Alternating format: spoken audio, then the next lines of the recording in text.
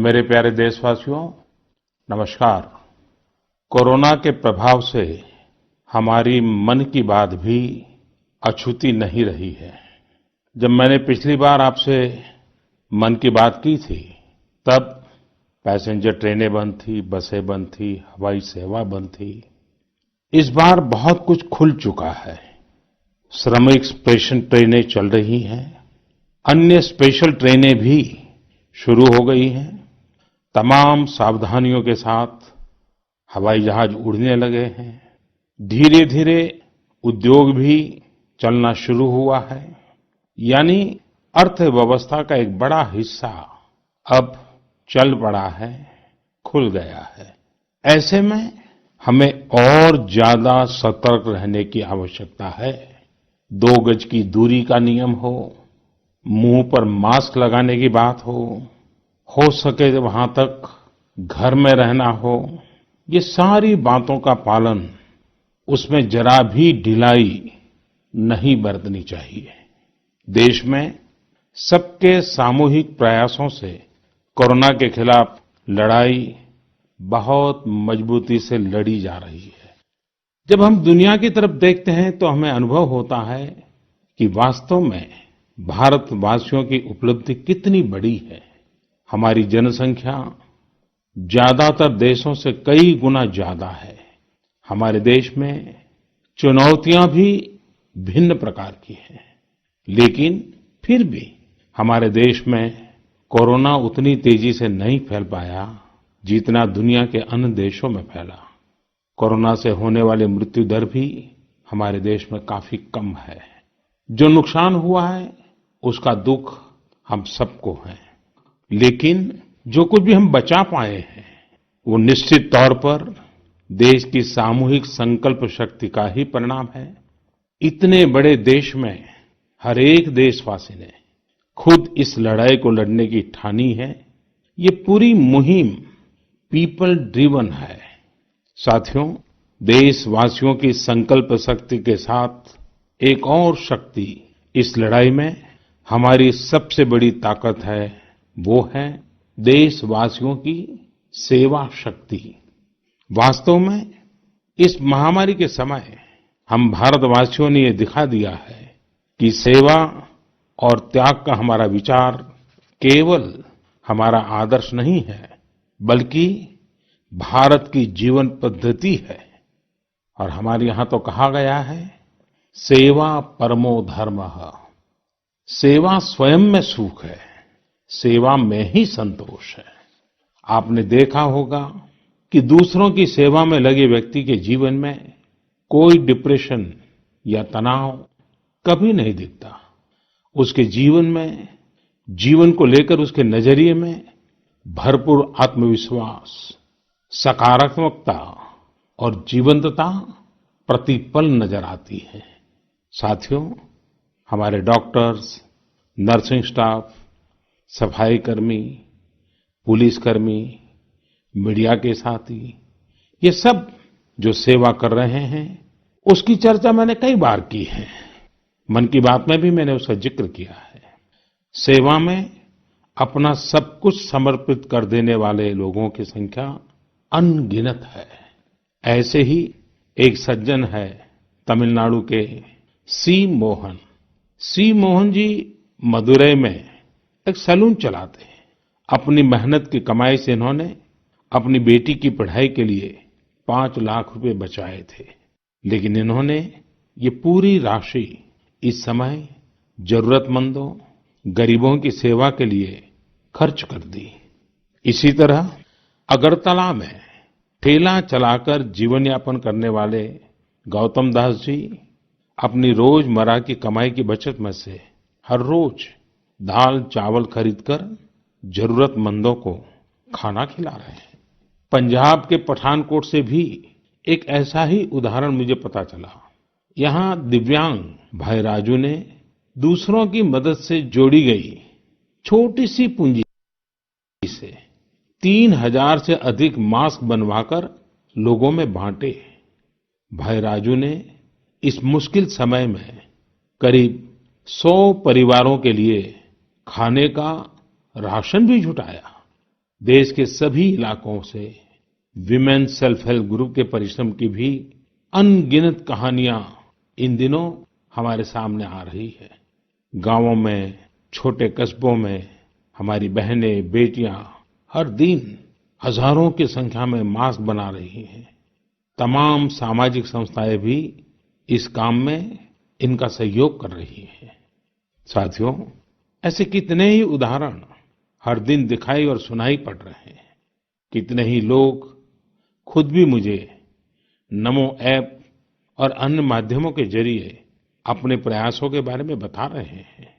कई बार समय की कमी के चलते मैं बहुत से लोगों का, बहुत से संगठनों का, बहुत सी संस्थाओं का नाम नहीं ले पाता हूं। सेवा भाव से लोगों की मदद कर रहे ऐसे सभी लोगों की मैं प्रशंसा करता हूं, उनका आदर करता हूं, उनका तहे दिल से अभिनंदन करता हूं। मेरे प्यारे देशवासियों, एक और बात जो मेरे मन को छू गई है, वो है संकट की इस घड़ी में इनोवेशन। तमाम देशवासी गांवों से लेकर शहरों तक, हमारे छोटे व्यापारियों से लेकर स्टार्टअप तक, हमारी लैब्स कोरोना के खिलाफ लड़ाई में नए-नए तरीके इजाद कर रहे हैं, नए-नए इनोवेशन कर रहे हैं। जैसे नासिक के राजेंद्र यादव का उदाहरण बहुत दिलचस्प है। राजेंद्र जी नासिक में सतना गांव के किसान हैं। अपने गांव को कोरोना संक्रमण से बचाने के लिए उन्होंने अपने ट्रैक्टर से जोड़कर एक सैनिटाइजेशन मशीन बना ली है और ये इनोवेटिव मशीन बहुत प्रभावी तरीके से काम कर रही है। इसी तरह मैं सोशल मीडिया में कई तस्वीरें देख रहा था। कई दुकानदारों ने 2 गज की दूरी के लिए दुकान में बड़े पाइपलाइन लगा लिए हैं, जिसमें एक छोर से वो ऊपर से सामान डालते हैं और दूसरी छोर से ग्राहक अपना सामान ले लेते हैं। इस दौरान पढ़ाई के क्षेत्र में भी कई अलग-अलग इनोवेशन शिक्षकों और छात्रों ने मिलकर किए हैं। ऑनलाइन क्लासेस, वीडियो क्लासेस, उसको भी अलग-अलग तरीकों से इनोवेट किया जा रहा है। कोरोना की वैक्सीन पर हमारी लैब्स में जो काम हो रहा है, उस पर तो दुनिया भर की नजर है और हम सबकी आशा भी। किसी भी परिस्थिति को बदलने के लिए इच्छा शक्ति के साथ ही बहुत कुछ इनोवेशन पर भी निर्भर करता है। हजारों सालों की मानव जात की यात्रा लगातार इनोवेशन से ही इतने आधुनिक दौर में पहुंची है। इसलिए इस महामारी पर जीत के लिए हमारी ये विशेष इनोवेशंस भी बहुत बड़ा आधार है। साथियों, कोरोना के खिलाफ लड़ाई का यह रास्ता लंबा है। एक ऐसी आपदा जिसका पूरी दुनिया के पास कोई इलाज ही नहीं है, जिसका कोई पहले का अनुभव भी नहीं है, तो ऐसे में नई-नई चुनौतियां और उसके कारण परेशानियां हम अनुभव भी कर रहे हैं। ये दुनिया के हर कोरोना प्रभावित देश में हो रहा है और इसलिए भारत भी इससे अछूता नहीं है। हमारे देश में भी कोई वर्ग ऐसा नहीं है जो कठिनाई में न हो, परेशानी में न हो। और इस संकट की सबसे बड़ी चोट अगर किसी पर पड़ी है तो हमारे गरीब, मजदूर, श्रमिक वर्ग पर पड़ी है। उनकी तकलीफ, उनका दर्द, उनकी पीड़ा शब्दों में नहीं कही जा सकती। हम में से कौन ऐसा होगा जो उनकी और उनके परिवार की तकलीफों को अनुभव न कर रहा हो। हम सब मिलकर इस तकलीफ को, इस पीड़ा को बांटने का प्रयास कर रहे हैं। पूरा देश प्रयास कर रहा है। हमारे रेलवे के साथी दिन रात लगे हुए हैं। केंद्र हो, राज्य हो, स्थानीय स्वराज की संस्थाएं हो, हर कोई दिन रात मेहनत कर रहे हैं। जिस प्रकार रेलवे के कर्मचारी आज जुटे हुए हैं, वे भी एक प्रकार से अग्रिम पंक्ति में खड़े कोरोना वॉरियर्स ही है। लाखों श्रमिकों को ट्रेनों से और बसों से सुरक्षित ले जाना, उनके खाने पीने की चिंता करना, हर जिले में क्वारंटाइन केंद्रों की व्यवस्था करना, सभी की टेस्टिंग, चेकअप, उपचार की व्यवस्था करना, ये सब काम लगातार चल रहे हैं और बहुत बड़ी मात्रा में चल रहे हैं। लेकिन साथियों, जो दृश्य आज हम देख रहे हैं, इससे देश को अतीत में जो कुछ हुआ, उसके अवलोकन और भविष्य के लिए सीखने का अवसर भी मिला है। आज हमारे श्रमिकों की पीड़ा में हम देश के पूर्वी हिस्से की पीड़ा को देख सकते हैं। जिस पूर्वी हिस्से में देश का ग्रोथ इंजन बनने की क्षमता है, जिसके श्रमिकों के बाहुबल में देश को नई ऊंचाई पर ले जाने का सामर्थ्य है, उस पूर्वी हिस्से का विकास बहुत आवश्यक है। पूर्वी भारत के विकास से ही देश का संतुलित आर्थिक विकास संभव है। देश ने जब मुझे सेवा का अवसर दिया, तभी से हमने पूर्वी भारत के विकास को प्राथमिकता दी है। मुझे संतोष है कि बीते वर्षों में इस दिशा में बहुत कुछ हुआ है और अब प्रवासी मजदूरों को देखते हुए बहुत कुछ नए कदम उठाना भी आवश्यक हो गया है और हम लगातार उस दिशा में आगे बढ़ रहे हैं। जैसे कहीं श्रमिकों की स्किल मैपिंग का काम हो रहा है, कहीं स्टार्टअप्स इस काम में जुटे हैं, कहीं माइग्रेशन कमीशन बनाने की बात हो रही है। इसके अलावा केंद्र सरकार ने अभी जो फैसले लिए हैं, उससे भी गांवों में रोजगार, स्वरोजगार, लघु उद्योगों से जुड़ी विशाल संभावनाएं खुली हैं। ये फैसले इन स्थितियों के समाधान के लिए हैं, आत्मनिर्भर भारत के लिए हैं। अगर हमारे गांव आत्मनिर्भर होते, हमारे कस्बे, हमारे जिले, हमारे राज्य आत्मनिर्भर होते, तो अनेक समस्याओं ने वो रूप नहीं लिया होता जिस रूप में वो आज हमारे सामने खड़ी है। लेकिन अंधेरे से रोशनी की ओर बढ़ना मानव स्वभाव है। तमाम चुनौतियों के बीच मुझे खुशी है कि आत्मनिर्भर भारत पर आज देश में व्यापक मंथन शुरू हुआ है। लोगों ने अब इसे अपना अभियान बनाना शुरू किया है। इस मिशन का नेतृत्व देशवासी अपने हाथ में ले रहे हैं। बहुत से लोगों ने तो ये भी बताया है कि उन्होंने जो जो सामान उनके इलाके में बनाए जाते हैं, उनकी एक पूरी लिस्ट बना ली है। ये लोग अब इन लोकल प्रोडक्ट्स को ही खरीद रहे हैं और वोकल फॉर लोकल को प्रमोट भी कर रहे हैं। मेक इन इंडिया को बढ़ावा मिले, इसके लिए सब कोई अपना अपना संकल्प जता रहा है। बिहार के हमारे एक साथी श्रीमान हिमांशु ने मुझे नमो ऐप पर लिखा है कि वो एक ऐसा दिन देखना चाहते हैं जब भारत विदेश से आने वाले आयात को कम से कम कर दे, चाहे पेट्रोल, डीजल, ईंधन का आयात हो, इलेक्ट्रॉनिक आइटम्स का आयात हो, यूरिया का आयात हो या फिर खाद्य तेल का आयात हो। मैं उनकी भावनाओं को समझता हूं। हमारे देश में कितनी ही ऐसी चीजें बाहर से आती हैं जिन पर हमारे ईमानदार टैक्स पेयर्स का पैसा खर्च होता है, जिनका विकल्प हम आसानी से भारत में तैयार कर सकते हैं। असम के सुदीप ने मुझे लिखा है कि वो महिलाओं के बनाए हुए लोकल बैम्बू प्रोडक्ट्स का व्यापार करते हैं और उन्होंने तय किया है कि आने वाले 2 वर्ष में वे अपने बैम्बू प्रोडक्ट को एक ग्लोबल ब्रांड बनाएंगे। मुझे पूरा भरोसा है आत्मनिर्भर भारत अभियान इस दशक में देश को नई ऊंचाई पर ले जाएगा। मेरे प्यारे देशवासियों, कोरोना संकट के इस दौर में मेरी विश्व के अनेक नेताओं से बातचीत हुई है, लेकिन मैं एक सीक्रेट जरूर आज बताना चाहूंगा। विश्व के अनेक नेताओं की जब बातचीत होती है तो मैंने देखा इन दिनों उनकी बहुत ज्यादा दिलचस्पी योग और आयुर्वेद के संबंध में होती है। कुछ नेताओं ने मुझसे पूछा कि कोरोना के इस काल में ये योग और आयुर्वेद कैसे मदद कर सकते हैं। साथियों, अंतर्राष्ट्रीय योग दिवस जल्द ही आने वाला है। योग जैसे जैसे लोगों के जीवन से जुड़ रहा है, लोगों में अपने स्वास्थ्य को लेकर जागरूकता भी लगातार बढ़ रही है। अभी कोरोना संकट के दौरान भी ये देखा जा रहा है कि हॉलीवुड से हरिद्वार तक घर में रहते हुए लोग योग पर बहुत गंभीरता से ध्यान दे रहे हैं। हर जगह लोगों ने योग और उसके साथ साथ आयुर्वेद के बारे में और ज्यादा जानना चाहा है, उसे अपनाना चाहा है।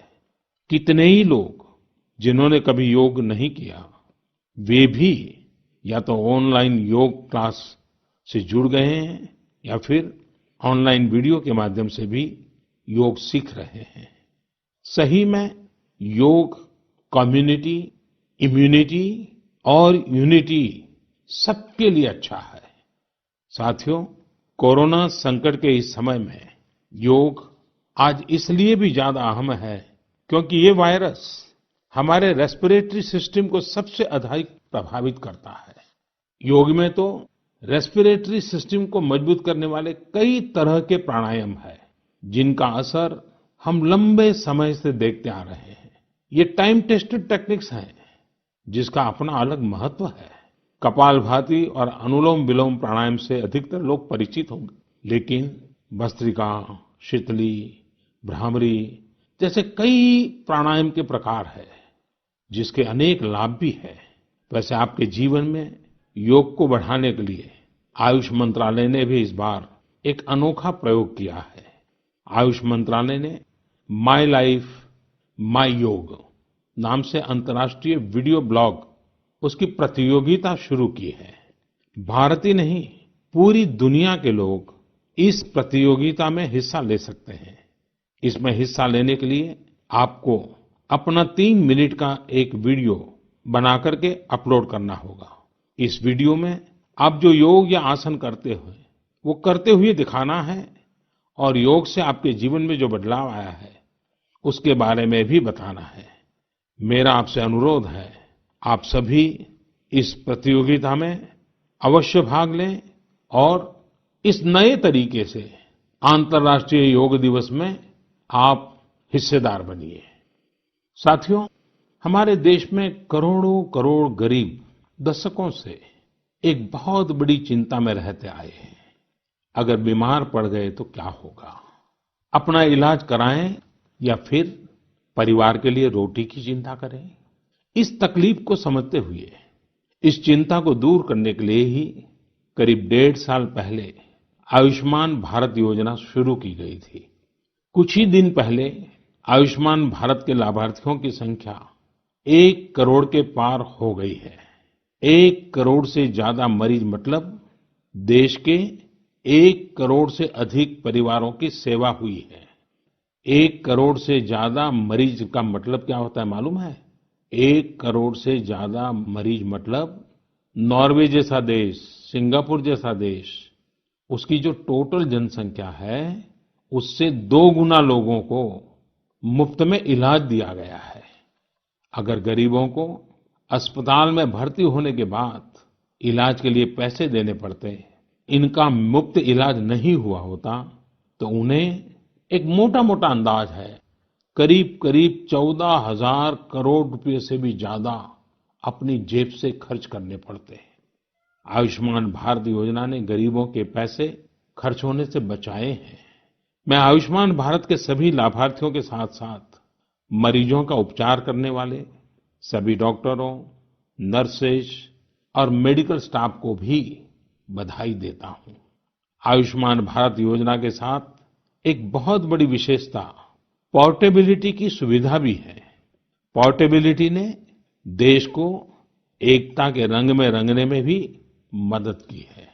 यानी बिहार का कोई गरीब अगर चाहे तो उसे कर्नाटका में भी वही सुविधा मिलेगी जो उसे अपने राज्य में मिलती। इसी तरह महाराष्ट्र का कोई गरीब चाहे तो उसे इलाज की वही सुविधा तमिलनाडु में मिलती।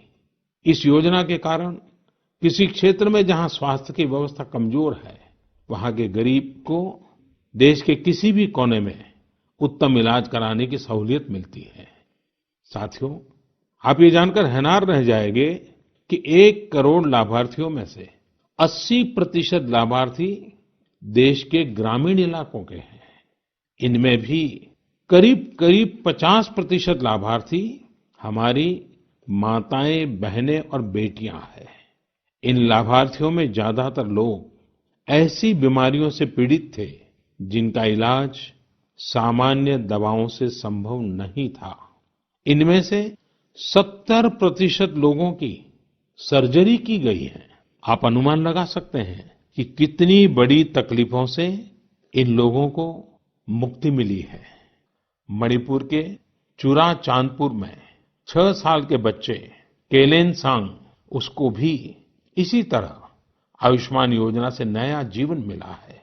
केलेनसांग को इतनी छोटी उम्र में ब्रेन की गंभीर बीमारी हो गई।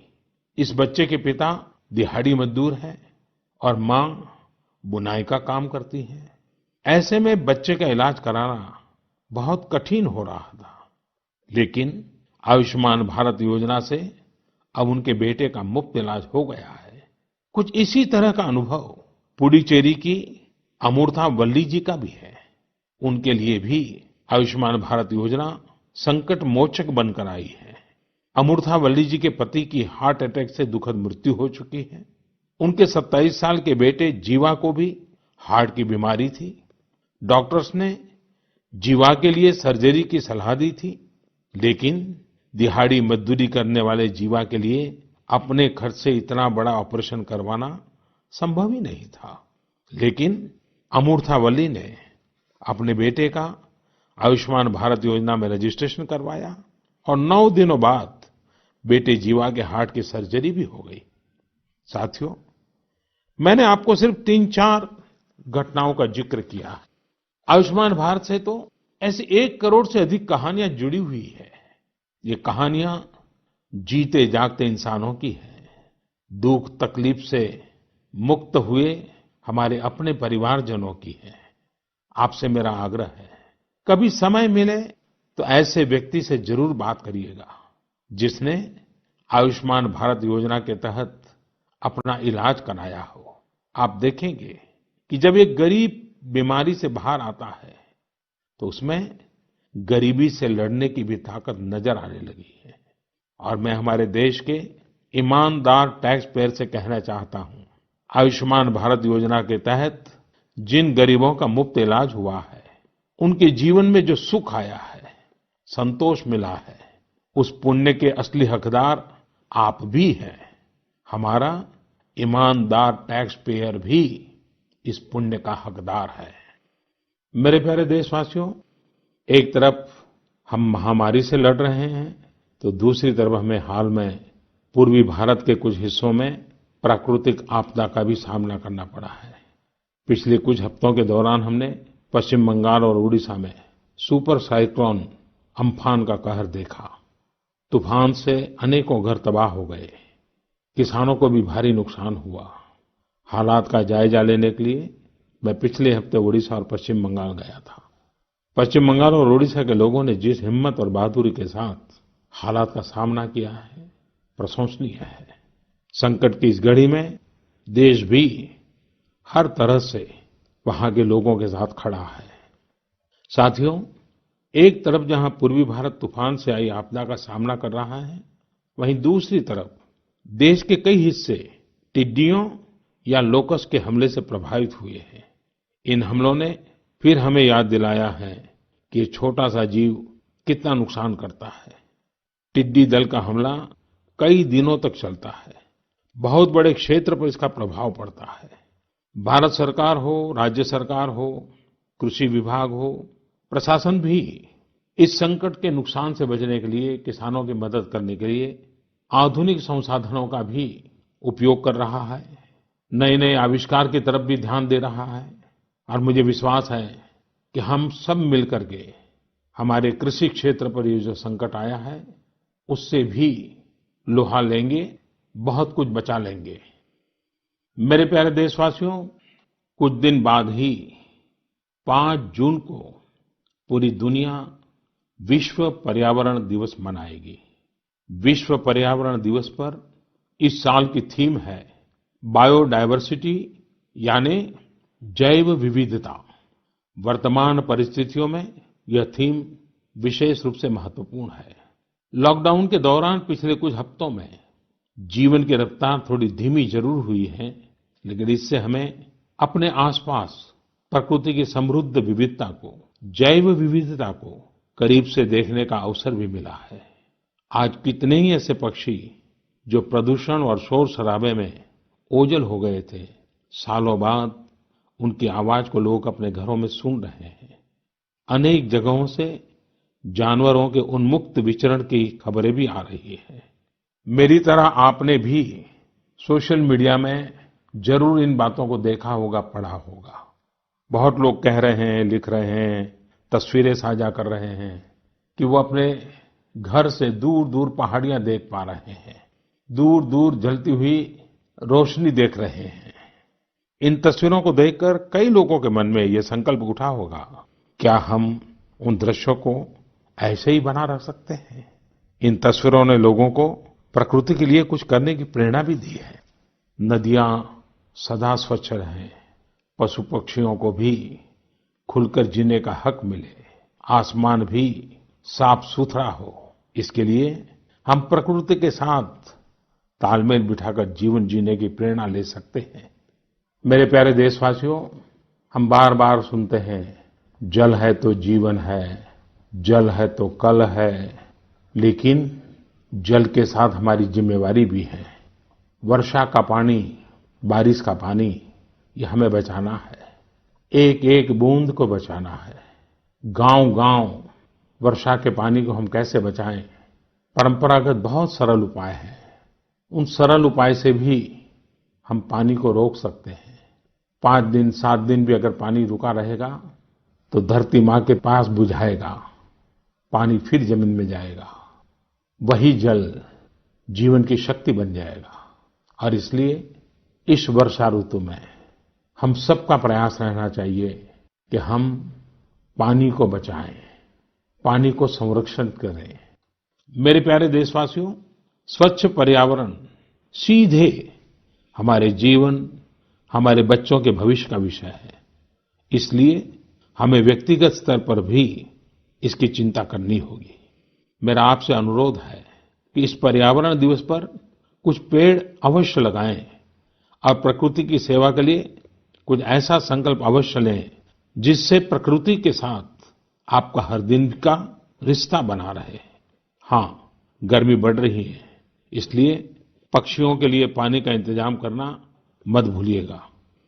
साथियों, हम सबको ये भी ध्यान रखना होगा कि इतनी कठिन तपस्या के बाद, इतनी कठिनाइयों के बाद देश ने जिस तरह हालत संभाला है, उसे बिगड़ने नहीं देना है। हमें इस लड़ाई को कमजोर नहीं होने देना है। हम लापरवाह हो जाएं, सावधानी छोड़ दें, ये कोई विकल्प नहीं है। कोरोना के खिलाफ लड़ाई अब भी उतनी ही गंभीर है। आपको, आपके परिवार को कोरोना से अभी भी उतना ही गंभीर खतरा हो सकता है। हमें हर इंसान की जिंदगी को बचाना है। इसलिए 2 गज की दूरी, चेहरे पर मास्क, हाथों को धोना, इन सब सावधानियों का वैसे ही पालन करते रहना है जैसे अभी तक करते आए हैं। मुझे पूरा विश्वास है कि आप अपने लिए, अपनों के लिए, अपने देश के लिए ये सावधानी जरूर रखेंगे। इसी विश्वास के साथ आपके उत्तम स्वास्थ्य के लिए मेरी हार्दिक शुभकामनाएं हैं। अगले महीने फिर एक बार मन की बात अनेक नए विषयों के साथ जरूर करेंगे।